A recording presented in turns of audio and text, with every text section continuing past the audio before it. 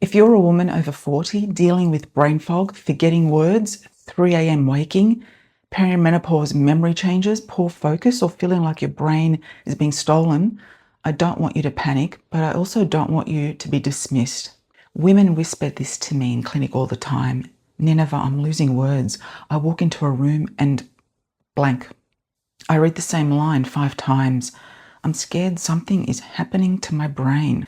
And then they say the sentence that breaks my heart. Maybe I'm just getting old. No, not so fast. In the last investigation, we looked at magnesium glycinate, the supplement so many women are being told will fix sleep, anxiety, 3 a.m. wake-ups, and exhaustion. Magnesium can be useful, but it was never the whole story. Magnesium was the pill file. Brain drain is the system file. That means today we're not asking what pill quiets the symptom. We're asking what connects word loss, broken sleep, cortisol, hormones, inflammation, blood sugar, and repair capacity into one pattern. My name is Nineveh Daniel. I'm a naturopath with more than 15 years in clinical practice. This channel is not here to give random wellness tips. We investigate the hidden biological, clinical, commercial, and research systems behind the symptoms women over 40 are told to accept. Before we open this file, download the guide below. It's free and it's the starting point I give women who are tired of guessing, supplement hopping, buying the next miracle pill, and being told everything is normal when they do not feel normal. This is the same guide I point women to across all of my investigations, because the deeper issue is not one symptom, it's the repair system underneath the symptoms. Download it, keep it open while you watch, and then come back here. Now back to the investigation. Here is the pattern I see again and again. 3 a.m. waking, morning fog, coffee pushing, afternoon crashes, losing simple words, reading without absorbing, and feeling like your brain never really cleared overnight. And the most frightening part is not the symptom itself, it's the private question underneath it. Is this the beginning of something worse? That fear, it deserves a better answer than stress, aging, or welcome to perimenopause. Here's an important caveat though. If word loss is sudden, severe, rapidly worsening, or comes with confusion, one-sided weakness, severe headaches, fainting, vision changes, or anything medically urgent, of course get proper medical care. This file is not here to dismiss serious symptoms. It's here to stop repeating patterns from being dismissed with lazy explanations. So brain fog is one of the laziest labels in women's health. It describes what you feel, but it doesn't explain what is actually happening. It's like saying your phone is glitchy. Okay, but why? Is it the battery, software overload, storage full, signal blocked, system overheating? If your phone can get an explanation, don't you deserve one too? Your brain is not just foggy. It may be under-recovered, overstimulated, sleep-deprived, hormone-sensitive, cortisol-driven, inflamed, nutrient-starved, or stuck in a repair deficit. That's the investigation. Most people think sleep is passive. You lie down, you switch off and rest. But the brain is not doing nothing while you sleep. It shifts into a maintenance state. One research area is the glymphatic system, a brain-wide clearance pathway involved in cerebrospinal fluid movement and metabolic waste handling. This channel will not oversell it. I'm not saying every woman waking at 3 a.m. has a toxic brain. The stronger point is this. Sleep is one of the brain's most important maintenance windows. If it keeps fragmenting, memory processing, emotional recalibration, and recovery may be affected. So 3 a.m. waking is not just annoying, it may be a clue. The mistake is asking only, how do I knock myself out? That's how women get stuck in the supplement shuffle. Magnesium, melatonin, sleep tea, GABA, another powder, another capsule. The better question is, why is the brain waking? Is it blood sugar, cortisol, night sweats, alcohol, histamine, anxiety, under-eating, overtraining, liver load, or perimenopause changing the operating environment? That's the difference between symptom management and an investigation. Cortisol is not bad. It wakes you up, helps you respond to stress, and mobilizes energy when your body thinks something needs attention. But chronic stress changes the cost. In perimenopause, when hormones are fluctuating, the brain can become more sensitive to stress, sleep disruption, and metabolic instability. The same workload you could override at 35 may show up as memory issues at 45. Think of a laptop with 47 tabs open, low battery, outdated software, 5 programs running in the background. The laptop is not stupid, it's just overloaded.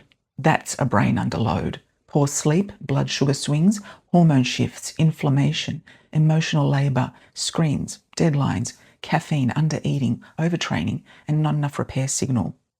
This is where I get frustrated with wellness advice.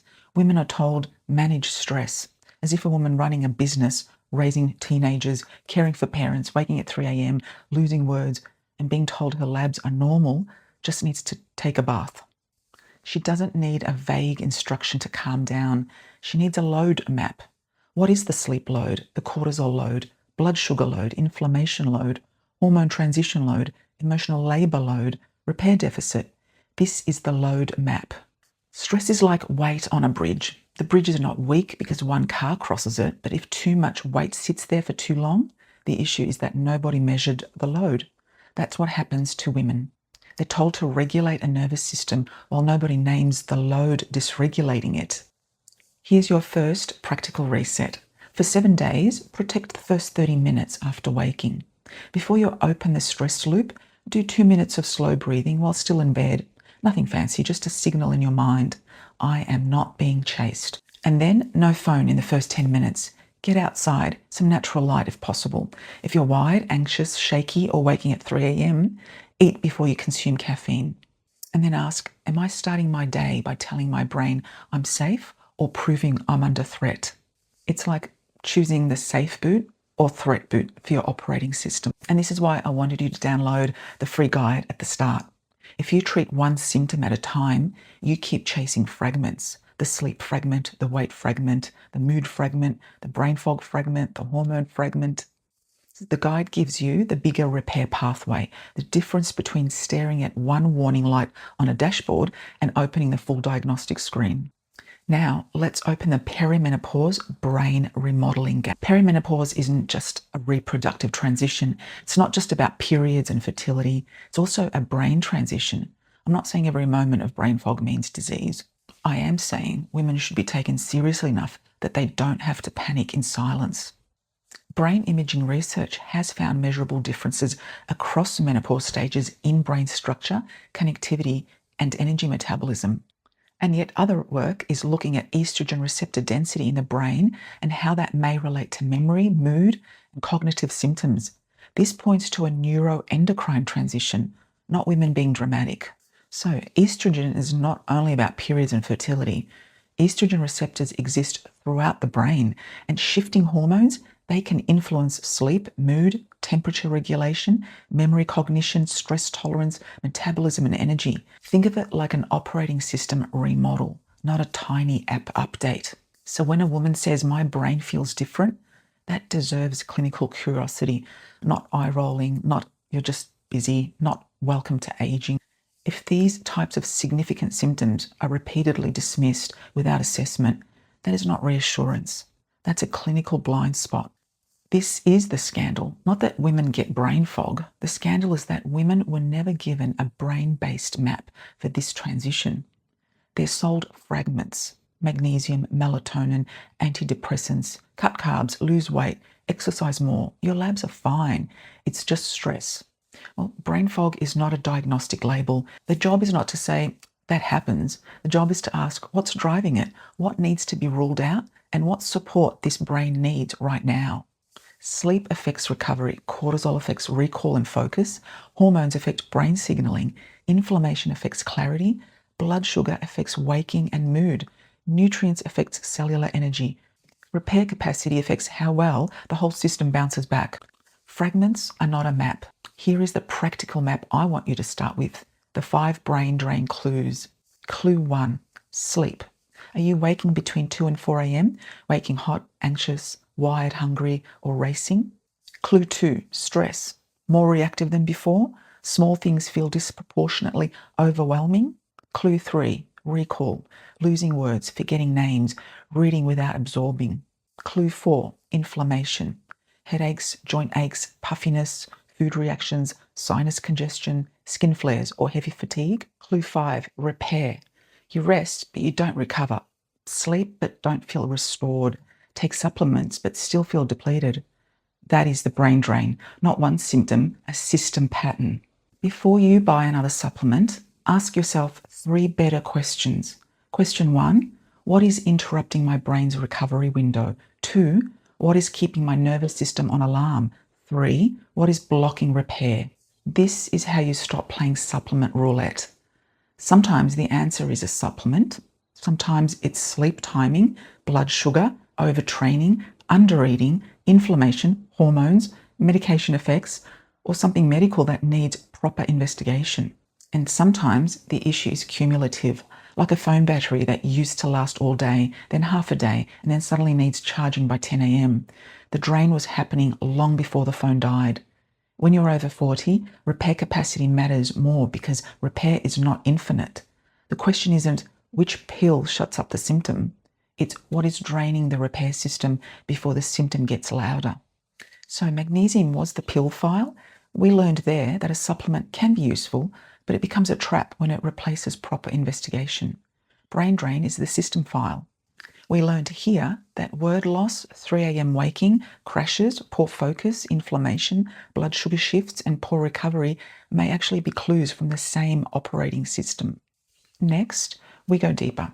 The normal labs investigation. This asks who set the ranges, what blood can and cannot show, and why a once-a-year snapshot may miss the pattern. So you're not lazy, you're not stupid, you're not weak, and you're not automatically just aging because you're forgetting words, waking at 3 a.m., losing focus, or feeling like your brain no longer belongs to you. Your symptoms are data. Your body is leaving clues. Think of your body like an operating system. Symptoms are not moral failures, they're error messages. If your computer kept flashing warnings, you wouldn't shame the screen. You'd open the diagnostics. So download the guide below if you haven't already. It's the starting point for understanding the bigger repair pathway underneath these symptoms. Then comment brain drain and tell me which clue is strongest for you right now. Is it sleep, stress, recall, inflammation, or repair, or all of the above? I value your comments because your stories guide my future investigations. Subscribe because we're not just giving wellness tips. We're building the missing media file for women over 40. I'll see you in the next one.